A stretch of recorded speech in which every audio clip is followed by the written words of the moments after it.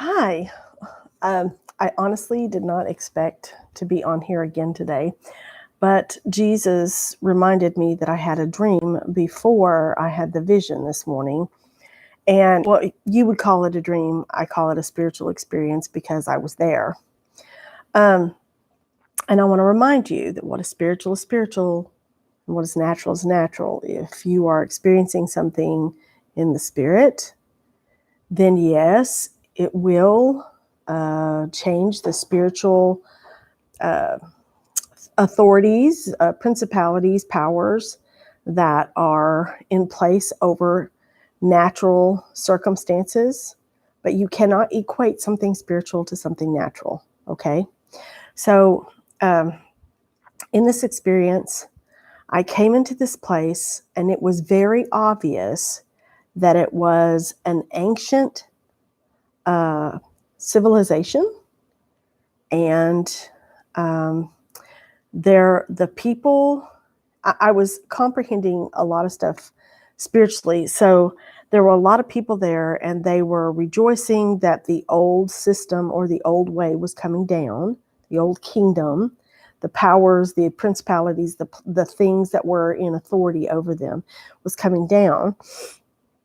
And it was interesting. Everything was happening all at once. So I was amongst the people, and I was passing by a boy that I knew. He was a teenager. I knew he couldn't see me, but he was hearing me. And he was dressed in orange. Orange is a combination of yellow and red, which is the anointing oil and redemption. And he was looking up, and I said to him, "That is not Jesus. You will know him when you see him." And so it was very obvious that as the old system, the old way was coming down, a new one was already on its heels and was ready to be enthroned as God. And I think you guys are pretty clear on what that actually means.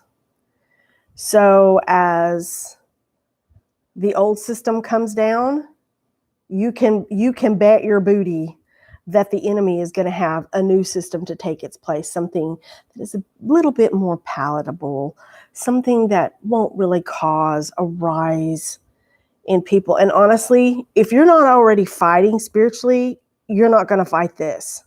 If you are not already one of those that are fighting constantly, doing spiritual warfare in the battle in the spirit, you're going to be totally unaware, and you will definitely be going, "Oh no, this isn't a problem," because it's a lot more palatable than this, what's going on right now. Okay. And I'm not just talking in our nation, I'm talking about what's going on in the world. Okay. But as I was passing this boy and I said that to him, a guy was coming in of the new government and had a prisoner of the old government. His hands were behind his back. He was dressed in like the finest suit, and he was tall and slender. You could tell that he had not only money, but he also had power, riches, everything that goes along with the old system. And he had that black thing over his head, and I knew that when you see this kind of black in any kind of spiritual experience, you know that it is great evil. So his mind, it's not just something that we see in the natural. It's not something we're like, oh, well, that's what ISIS does when they kill someone. They put the black thing over and then they cut their head off. No, this has to do with great evil has taken over the mind. Okay, he may look good on the outside, like he's got it all together, but over his mind, complete evil. So as I'm passing the boy, I see him bringing him in, and I know what's going to happen. The authority is going to be cut off. The power of authority is represented in the head. So sorry. That's why tons of people are beheaded in these last days. And that's why in the Bible it says that those who will not bow down and worship the AntiChrist will have to have their head cut off.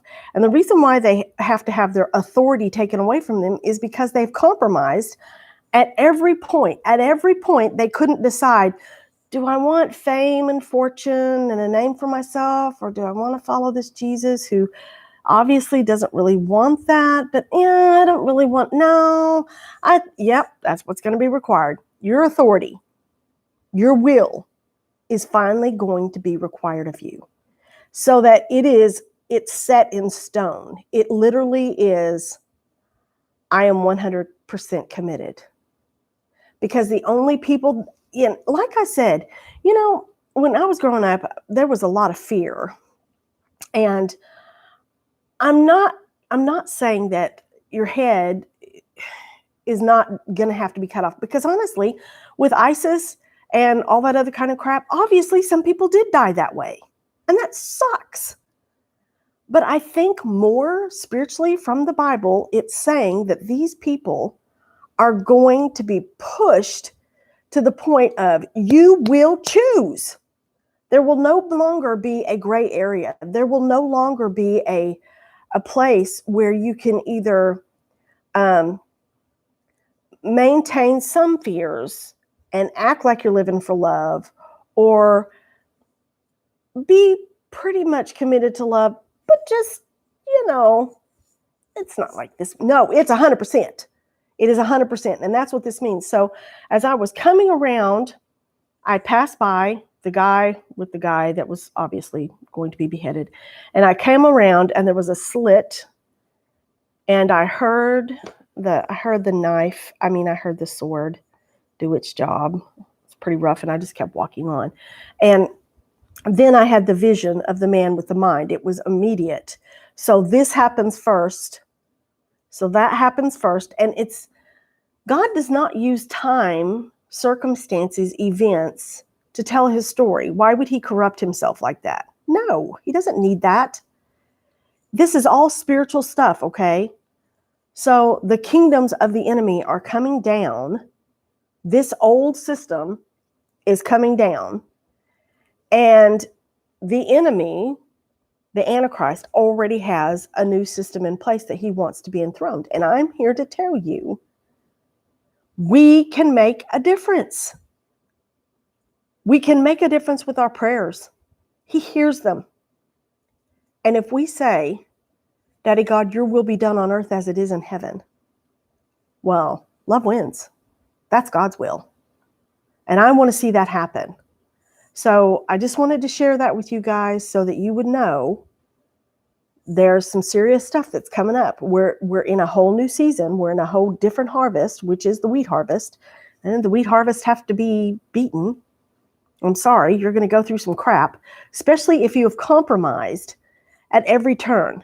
If you have decided, well, that's going to hurt a lot. I might do this. I might do, this bad thing might happen to me. This might happen to me.